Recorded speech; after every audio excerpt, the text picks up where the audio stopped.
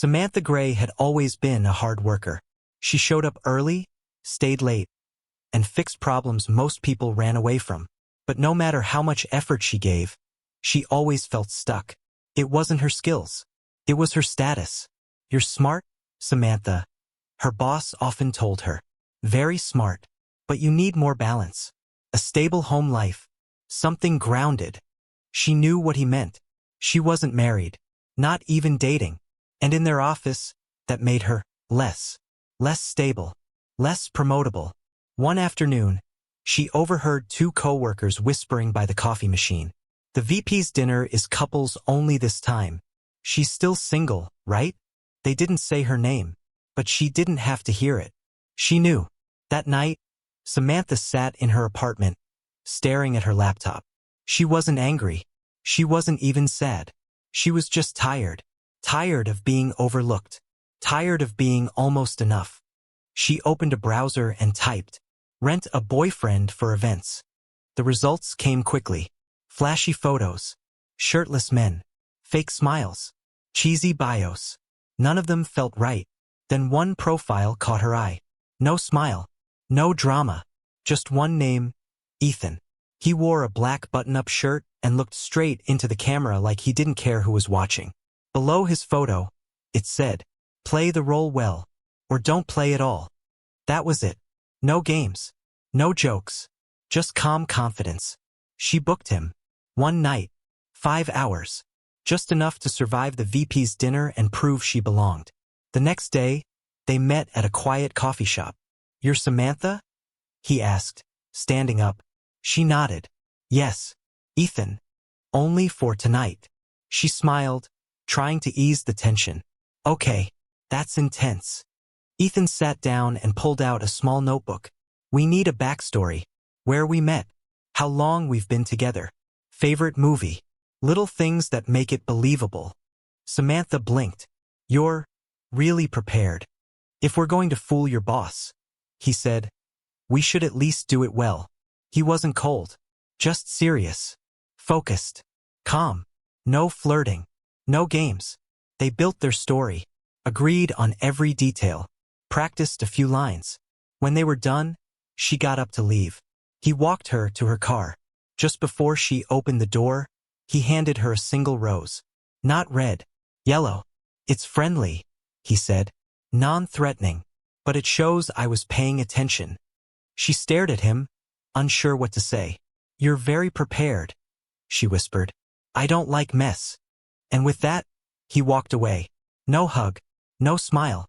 No small talk. Just gone. Samantha sat in her car with the rose in her lap, her fingers shaking slightly. She had paid for a fake boyfriend, but nothing about him felt fake. He didn't talk too much. He didn't ask questions he shouldn't. He listened. He prepared. He made her feel seen. For the first time in a long time, she didn't feel like she was pretending to matter. She didn't know it yet, but the man she hired for one night was hiding a secret far bigger than she imagined. And her quiet little plan was about to turn into the most important mistake of her life. The day of the VP's dinner arrived. Samantha stood in front of her mirror, adjusting her earrings for the 5th time. Her hands were shaking slightly, not from nerves about the dinner, but from the man who would be by her side. She hadn't heard from Ethan since they met at the cafe. No texts. No reminders. Nothing. She wondered if he'd show up, but at exactly 6:45 p.m., her phone lit up. "I'm outside." She looked out the window. He stood by a sleek black car. Not a rental-looking one. Not flashy, either. Just expensive in a quiet way. When she opened the door, Ethan gave a small nod. "You look ready. You remembered," she said. "I said I would," he replied. The ride was silent, but not awkward. She found herself stealing glances at him. He wasn't smiling. He rarely did. But he looked calm, in control, and somehow comfortable being invisible. At the dinner, he played the role perfectly. "This is Ethan," she told her coworkers with a bright smile. He shook hands, made eye contact, said the right things. Nothing too much, nothing too little. When Mr. Hawthorne came over, he raised an eyebrow. Well, I didn't know you had a boyfriend," Samantha. She smiled politely. We like to keep things private. Ethan held her hand gently and said, she's worth more than small talk. The women at the table gasped slightly. The men nodded in approval. Hawthorne laughed. I like him. Finally, Samantha, some balance in your life. Her face stayed calm, but her heart burned. She wasn't here for approval. She was here to be seen, not as a woman with a man, but as a woman with worth. Still, Ethan helped. She couldn't deny it.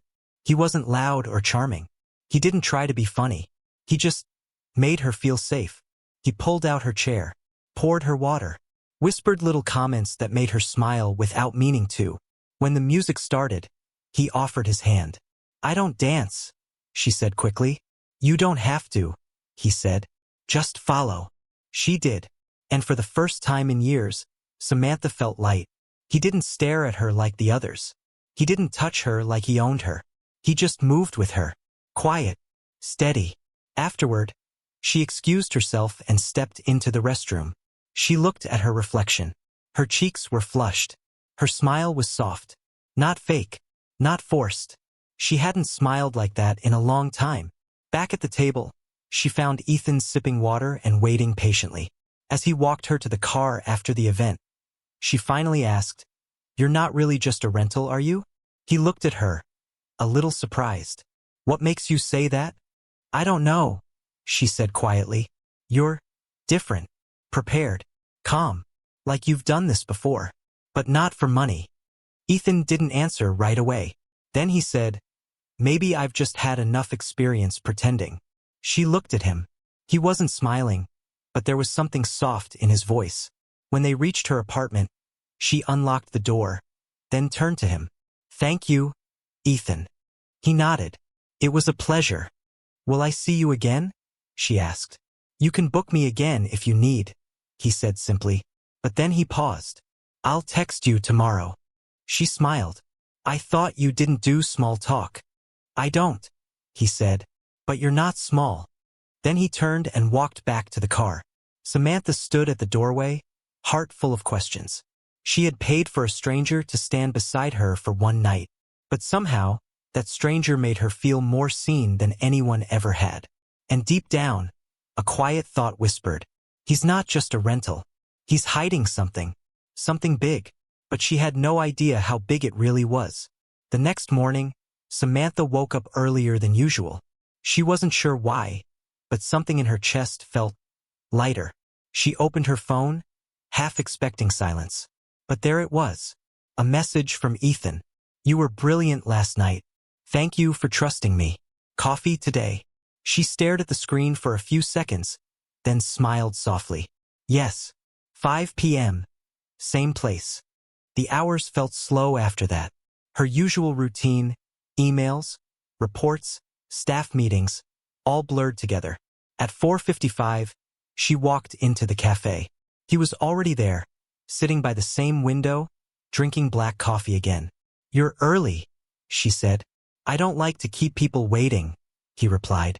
They sat in silence for a moment. Then he looked at her. You surprised me last night. How? You didn't just want to impress your boss. You wanted to be respected. Samantha blinked. No one had ever said it that plainly. That's all I've ever wanted, she whispered. He nodded slowly. I know that feeling. She looked at him carefully. Who are you really, Ethan? He smiled for the first time. Just a little. Someone who's tired of people only seeing the money, not the man. She didn't understand what he meant yet, but it felt real. Over the next hour, they talked. About work. About childhood. About things that had nothing to do with fake boyfriends and office dinners. She laughed, really laughed, for the first time in weeks. When she stood to leave, he touched her arm gently. I'm good at pretending, he said, but I wasn't pretending tonight. That sentence stayed with her. The next few weeks passed quickly. They didn't label anything, didn't talk about what they were becoming. But Ethan would call in the evenings, ask how her day went, listen to her talk about annoying coworkers and office politics. Sometimes, he sent her links to articles about leadership and design. Thought this might help your project, he'd say. One Friday, She showed him her design proposal for the upcoming campaign. "It's good," he said, looking over the slides. "But page 7 needs more contrast. The visuals are too quiet." She stared at him. "How do you know that?" He shrugged. "I read a lot." She smiled.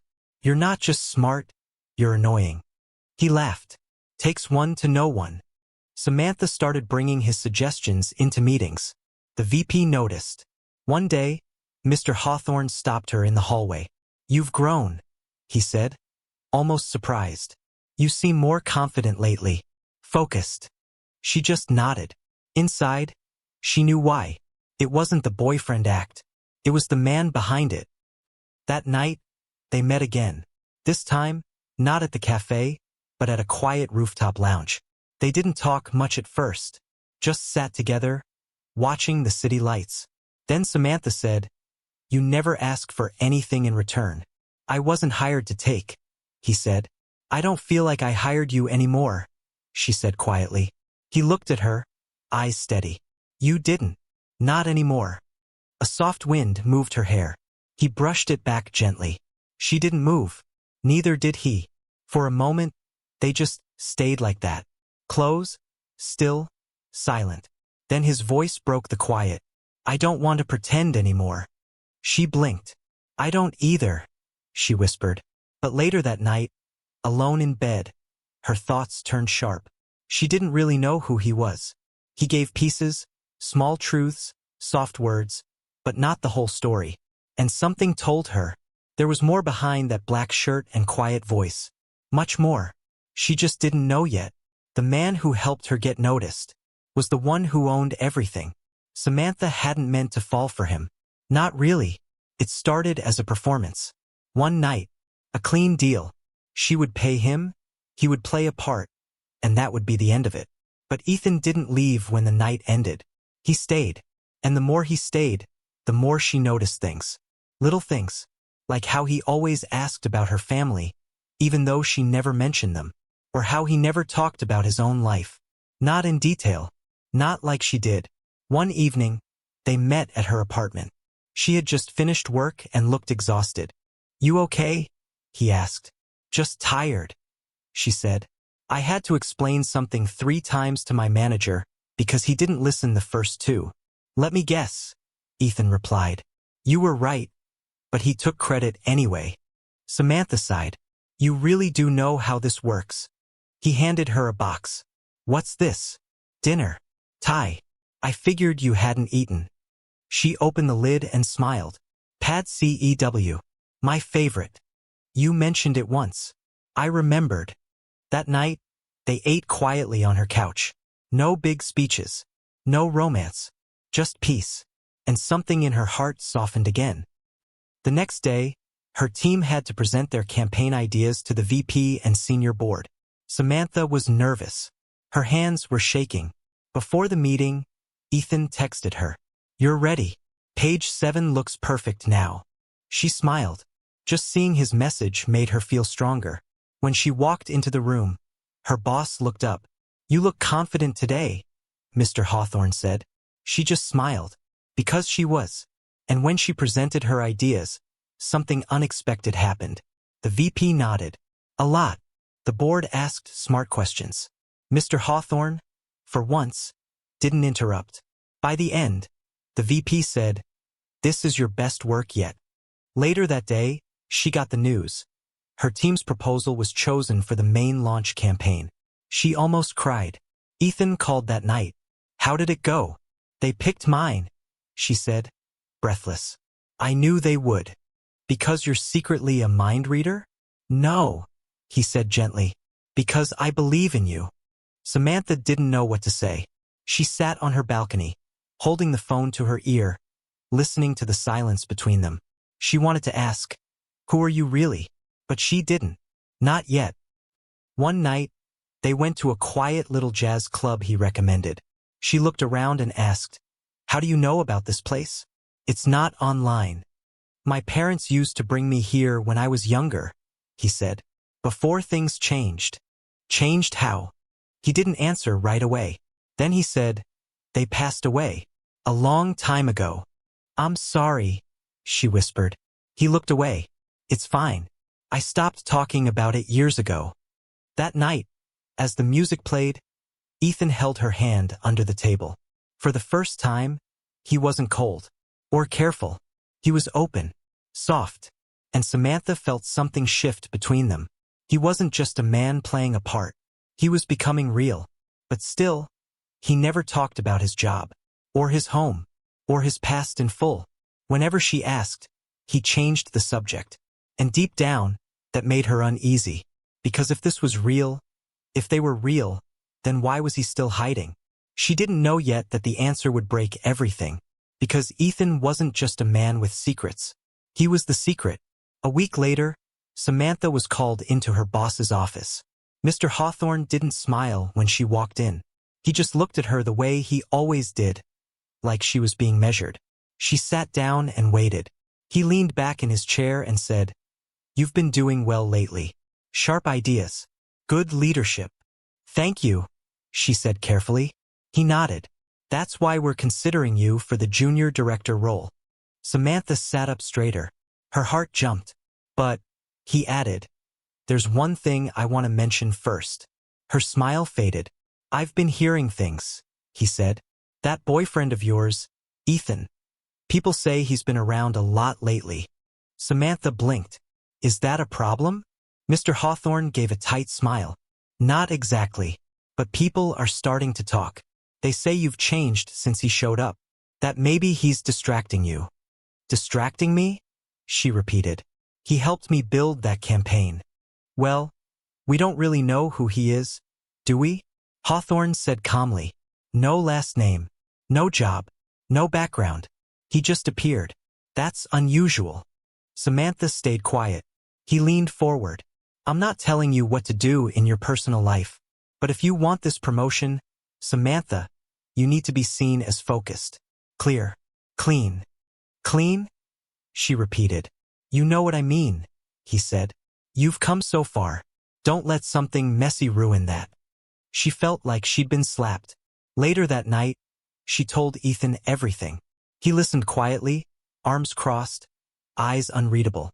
"I knew this would happen," he said after a long pause. "What's that supposed to mean?" she asked. He looked away. "People like your boss, they need someone to blame when a woman does well. And I'm the easy target." Samantha stepped closer. "You're not a target. You're the reason I had the strength to even try." He didn't answer. She studied his face. He looked distant, hurt, even. "Why won't you tell me more about yourself?" she asked. "I don't even know where you live, Ethan." He looked at her finally. "Because if you knew everything, you'd look at me differently." She shook her head. "No, I wouldn't." "You think that," he said gently. "But people always change when the truth comes out." There was silence. Then he said, "Maybe we should stop this." The words hit her like ice. "Stop what?" "This. Us. Whatever it is." Her voice broke. "You don't mean that." "I do," he said quietly. "You're up for a promotion. I'm just noise." "You're not noise," she said. "You're the only thing that's made sense in weeks." But he was already walking toward the door. And before she could stop him, he was gone. That night, Samantha sat alone on her couch, staring at the untouched takeout in front of her. He had disappeared. No text, no call, nothing, just silence. And even though she'd once paid him to pretend, what hurt now was that she would have given everything to make it real. But he didn't fight for her. He just walked away, like she wasn't worth staying for. And maybe, she thought bitterly, she really wasn't. 3 days passed. No word from Ethan. Samantha tried to focus on work. She showed up, smiled in meetings, answered emails on time. But inside, she was exhausted. Every time her phone buzzed, she hoped it was him. Every time it wasn't, something inside her fell a little more. By the end of the week, she stopped checking. Then on Monday morning, something strange happened. Everyone in the office was buzzing with news. A company-wide email had been sent out. New CEO introduction mandatory meeting. 11 a.m. in the main hall. No one knew who it was. There had been rumors the company was getting bought, but nothing official. At 11 o'clock sharp, the staff gathered. The VP stood nervously at the front. "Ladies and gentlemen," he said, "please welcome the new CEO." The doors opened. Samantha turned with everyone else and nearly stopped breathing. It was Ethan. He walked in slowly, dressed in a dark suit, calm and silent as always. But this time, everyone noticed him. He stood at the front of the room, looked out across the crowd. His eyes landed on Samantha, just for a moment, and then moved on. She felt her heart drop to her stomach. He didn't nod, didn't smile. He looked at her the same way he looked at everyone else. Cold, distant, professional. She couldn't believe it. Ethan, the man she had rented for one night, was now her company's CEO. And he had never told her. He began his speech. "My name is Ethan Blake," he said. "For the past 3 months, I've been reviewing this company quietly, watching, listening." He paced the front of the room, his voice calm but sharp. "There's talent here," he continued, "but also problems. Outdated leadership, lazy promotion systems, biases hidden behind policies."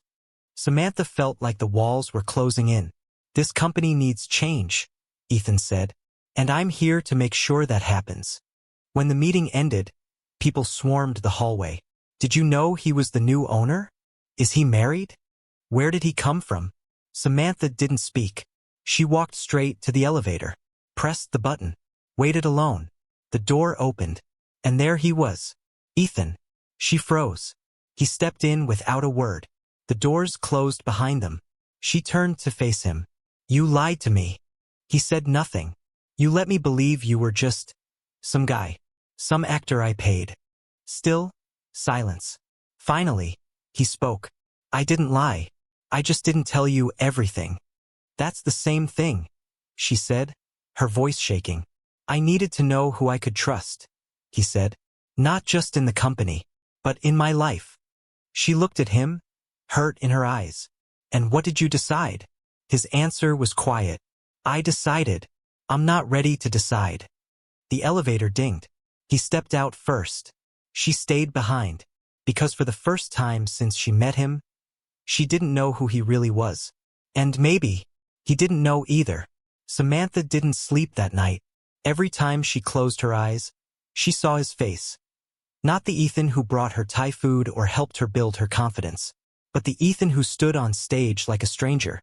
The CEO, the man who watched everything from above, saying nothing. She had so many questions.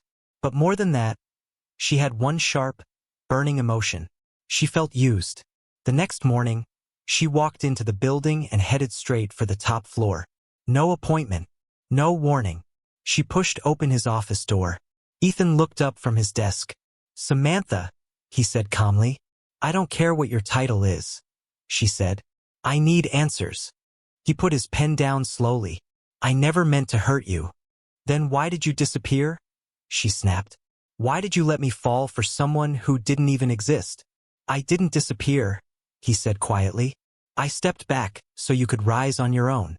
"I was rising, but with you beside me," she said. "You helped me believe I was capable. You were capable before I ever showed up." She crossed her arms, fighting back tears. "You don't get to decide what I needed."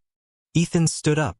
"I wasn't ready to tell you who I was," he said, "because every time I tell someone, they stop seeing me. They only see the name, the money, the power." She stared at him. "Is that what you think I saw?" "No," he whispered. "That's why I got scared." She felt her heart twist. "You mean something to me, Samantha," he said. "Not as an employee, not as a project, just you." She looked away. "Then why did it feel like a test?" He didn't answer. The room was quiet. Then he said, "I don't know how to love without hiding. I never learned how." She took a shaky breath. "And I don't know how to love someone who disappears the moment things get hard." Their eyes met, both hurt, both scared. She stepped back. "I need space," she said softly. He nodded. "I'll wait." She turned toward the door. But before she left, she paused and said, "For what it's worth, I wasn't pretending either." Then she walked out, and Ethan stood alone in a room full of power, but completely powerless to stop her from leaving. A week passed. Samantha didn't go to the top floor. She didn't speak to Ethan. She didn't check her phone for late-night messages. And when she did, nothing. She poured herself into work, stayed late, took on new accounts, focused harder than ever. If Ethan noticed, he said nothing. But her team noticed. "Samantha, you've been killing it lately," one of her colleagues said during lunch. "The VP mentioned your name in the meeting this morning." In a good way. She nodded, trying to act normal. That afternoon, she returned to her desk and found a sealed envelope waiting for her. Her name was written in elegant handwriting. She opened it slowly. Inside was a formal letter from the board. She was being promoted Director of Brand Strategy. She stared at the words in disbelief. Her hands trembled slightly as she read it again and again. At the bottom of the envelope was a small, square velvet box. She opened it. Inside was a thin gold necklace. Delicate, simple. Hanging at the center was a tiny crown charm, the same shape as the logo on her campaign design. The same campaign Ethan had helped her polish weeks ago.